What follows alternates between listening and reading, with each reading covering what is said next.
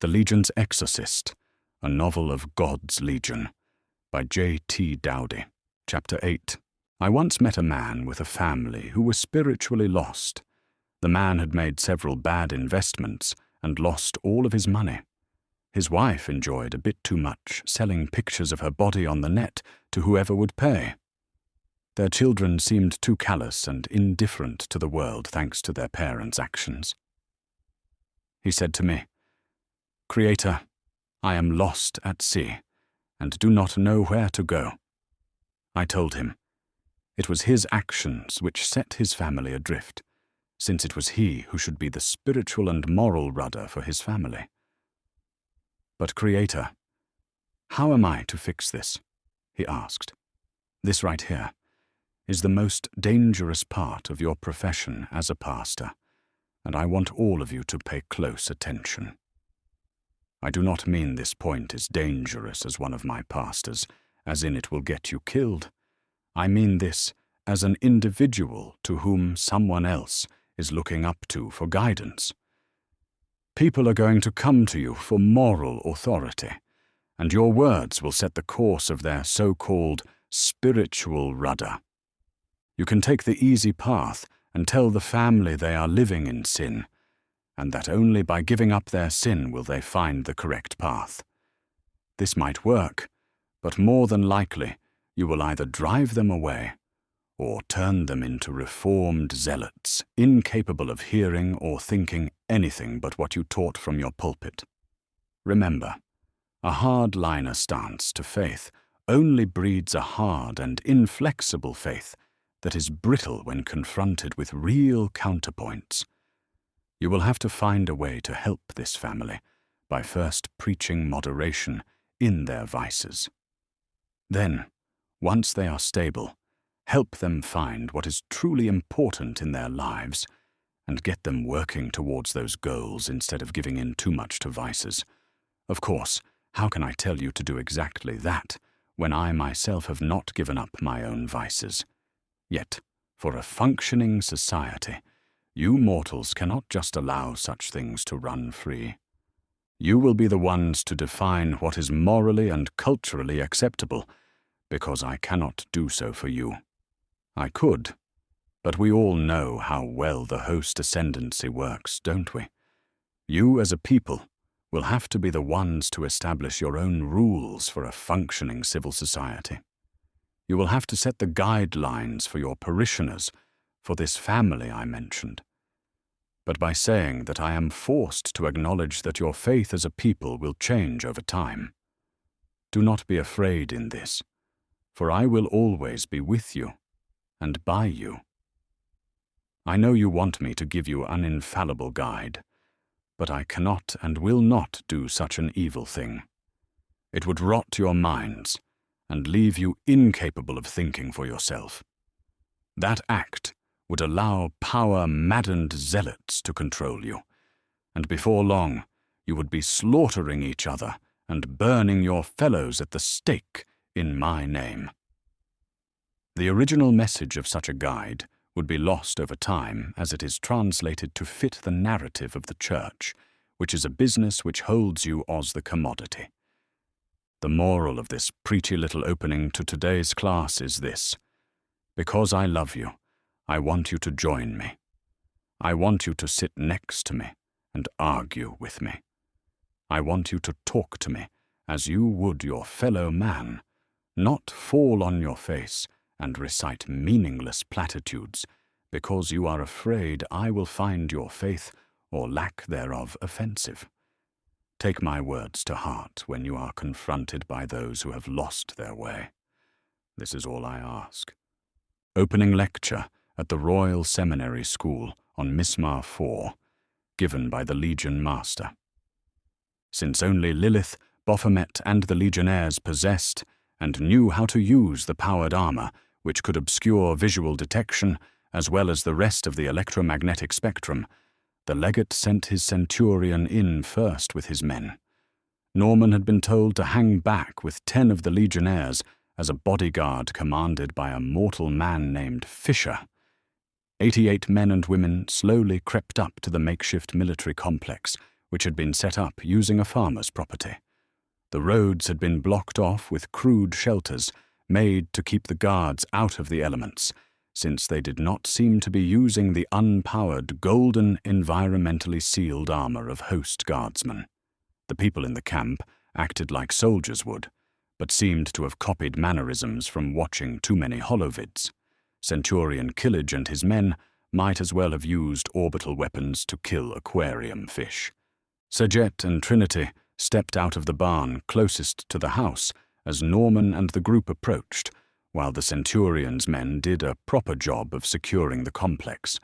Trinity was wearing the same powered armor as the rest of the legionnaires.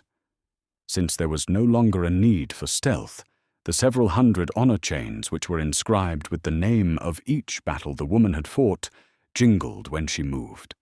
Norman did not know how Sajet was able to remain hidden without the light-bending tech of the armor, and he chose to not ask and just chalk it up to the woman's skill due to her experience.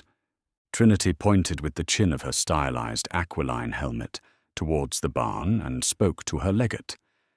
"We have the enemy commander tied up in there." "Is he still able to speak?" Baphomet asked. His tone suggested there was a time in the past where the scout had been a little too zealous in her assignment. "Yes. He is bruised and battered, but still able to talk. Might not do you much good, though. He seems more than out of it. Like your report on that stick of an old man at the whorehouse." The group followed the scout and angel towards the barn. The supposed commander seemed just an ordinary man from what Norman could tell. An ordinary man who had the burning, pungent reek of demonic corruption. "Go screw yourselves," the captive snarled as a small circle was forming around him. "I have better taste than that," Baphomet replied.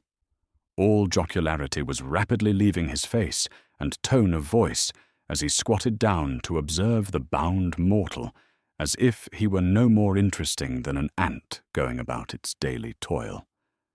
"Why exactly do you want Janus Kant?"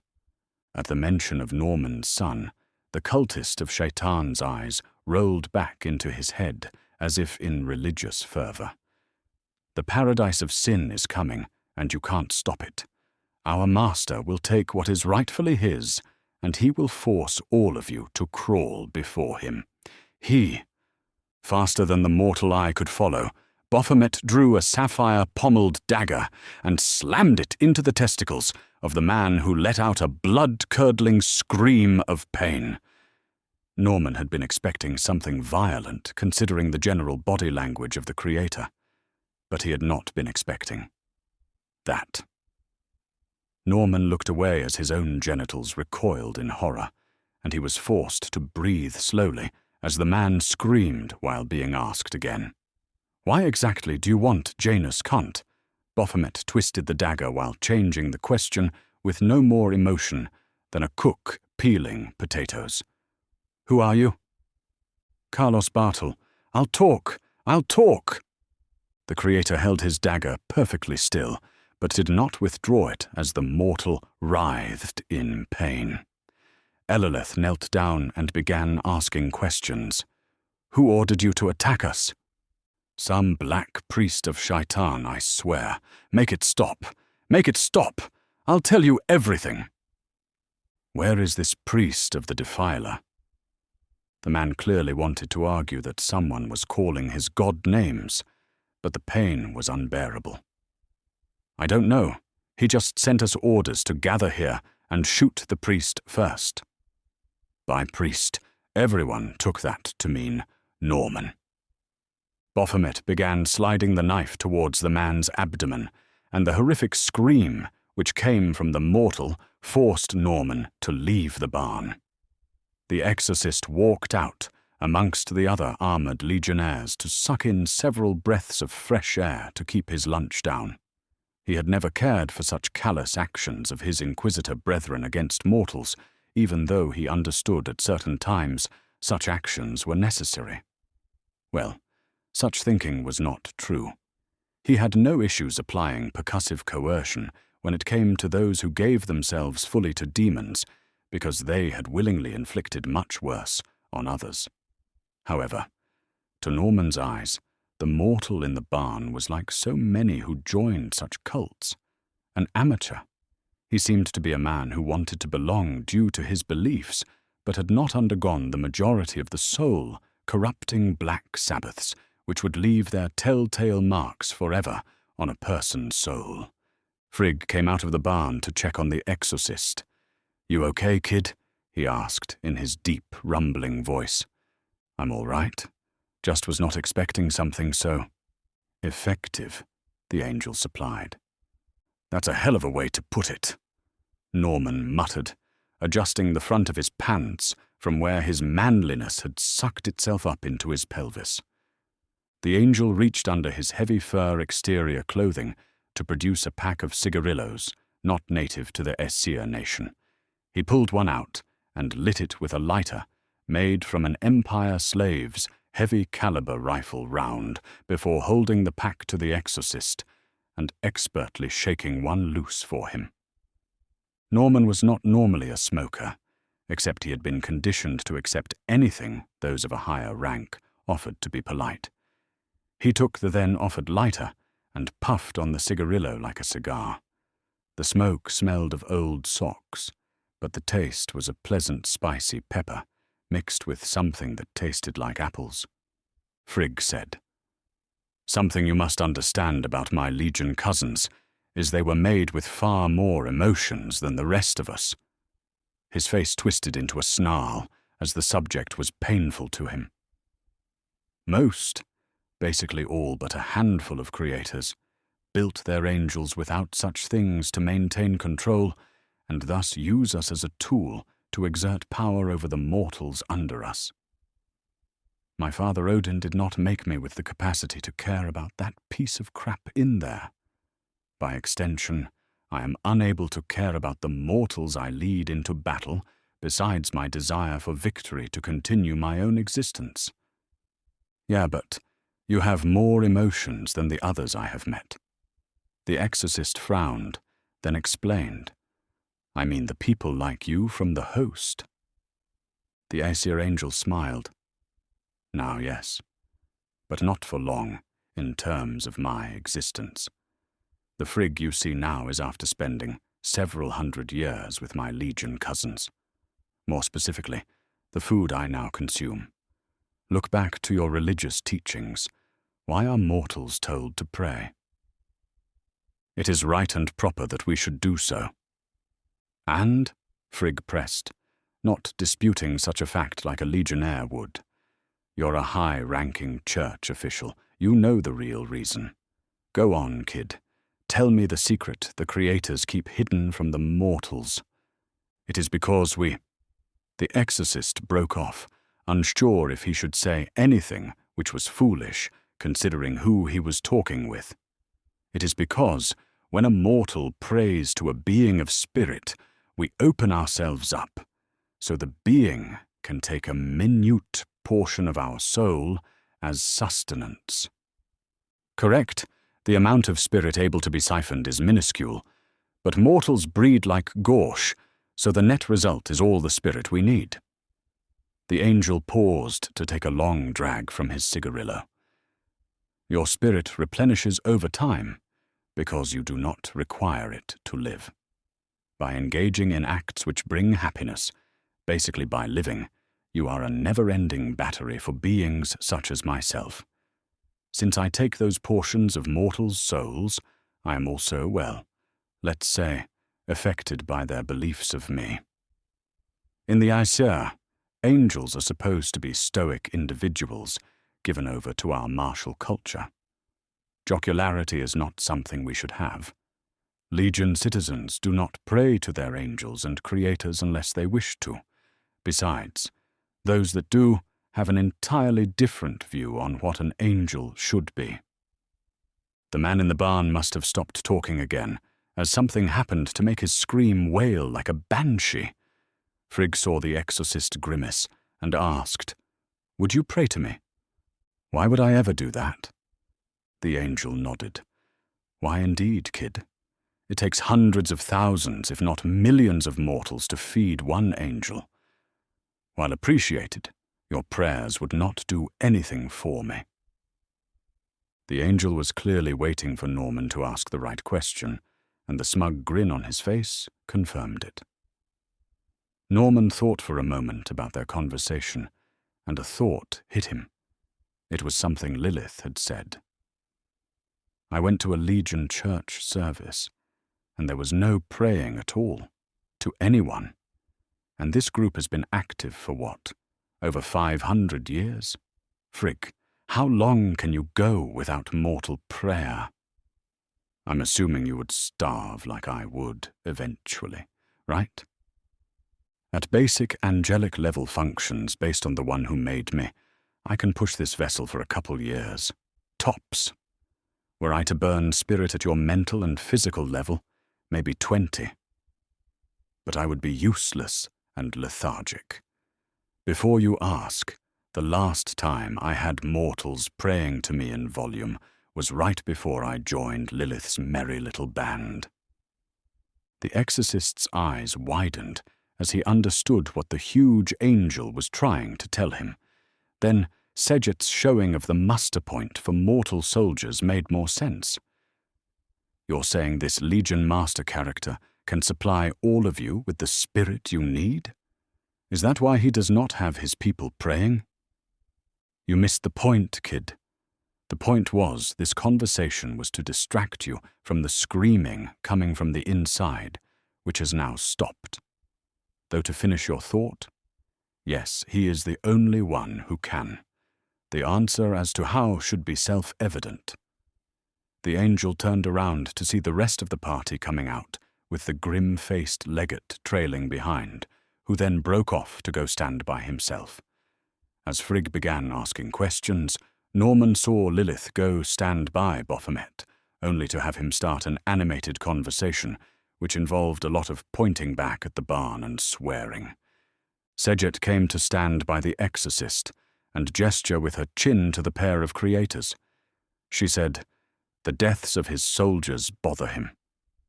The exorcist had never met a true being of spirit who showed even a fraction of an ounce of caring for mortals. Most barely noticed people such as him, except for church services. He saw host angels come back from the front lines, riding in vehicles while medics carried thousands on stretchers behind them. The wounded forced to hobble along on crude crutches and homemade canes. His people's angels never cared. But this legionnaire, this legate, and more importantly, this being who could make his own universe and its accompanying matter, cared. His entire opinion of the Host Ascendency was changing to one of revulsion now that his blinders were slowly being removed. "I saw, which is something wholly new to me," he said. "Are you all right?" The angel looked down at her hands and arms, as if she had blood on them. "Of course, is something wrong?" "Never mind." The pair of creators rejoined the group as Lilith spoke, loud enough for all of the scattered century to hear. "All right, listen up. The intel from the prisoner is as follows. 1. Somehow, some way, our movements are either being tracked, or maybe Shaitan's diseased death cult has seeded all of the worlds around here with their agents. I am going with the second because I truly do not know what would be able to hide a signal from Julia in orbit, and I would at least feel it if we were being stalked by something unseen. 2. Baphomet cut in. It is obvious the enemy has not found Norman's son, yet. There is the possibility that these cells do not possess quantum communications, and thus have no way of communicating between themselves. But that would be like someone choosing to not use toilet paper because they preferred the feeling of fresh tree bark in these modern times we live in. Though no one ever said the followers of Shaitan were smart. Elilith, Julia, us two old farts, and Father Kant are going to be digging through planetary records to see if we can find any records of Felicity Master's departure and on what transport she may have left on. Gremlins are coming to pick us up. Then we will find whatever trail there is and follow it. The rest of you go back to the ship and get some rest and something to eat before we need you again." "Legate," the decurion who had stayed with Norman asked, "any word on when the Inquisitor is coming with an army to arrest Father Kant?" Norman flinched, as the events of the past few days had erased the very real threat of the fanatical Inquisitor. The Creator spread his hands and said, "Depends on how butthurt she actually is, the orders from her superiors, and how fast she can mobilize a reaction force." "Mary McFadden will be coming," Norman interjected. Baphomet nodded. "Then we need to get moving as soon as the gunships touch down." He raised his voice for everyone to hear as a faint smile touched his lips. "Father Kant may be a poor, misguided heretic who is ignorant of the dictates of the one true faith, but he is our misguided heretic if he wishes to be." Decurion Fisher. "Sir?" The decurion who asked about the Inquisitor responded, "Your burn is still his shadow." The 10 men in Fisher's contubernum saluted by crashing their right fist into the left side of their breastplates, then activated their optical camo to fade from view like a heat mirage. Norman heard a man's voice come from somewhere over his right shoulder, where there seemed to be no one. "Don't worry, Father. You will never know we are here until the shooting starts." The absolute confidence the mortal legionnaire had was both terrifying and immensely reassuring to the exorcist. He was a wanted criminal by his own government, and he marveled how and why these strangers would risk their lives for someone they did not know.